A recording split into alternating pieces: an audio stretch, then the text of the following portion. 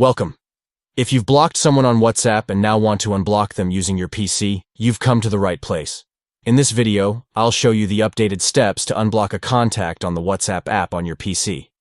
It's simple, quick, and easy to do. So let's get started. First, open the WhatsApp app on your PC. If you're not already signed in, just scan the QR code with your phone's WhatsApp app or log in with your credentials. Once you're logged in, you'll see all your chats right in front of you. Now, find the number or contact you want to unblock. You can scroll through your chat list or use the search bar at the top to find them faster by typing in their name or phone number. Once you locate the chat, click on it to open the conversation. Next, click on their name at the top of the chat window.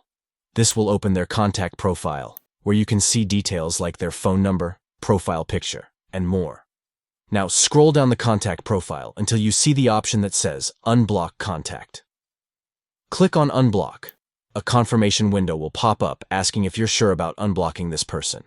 Don't worry, once you confirm, they'll be unblocked and can send you messages again. WhatsApp won't notify them that you've unblocked them, so it's a private action. Once you confirm, you're all set. The contact will now be able to message you, see your status, and view your profile again. And that's it.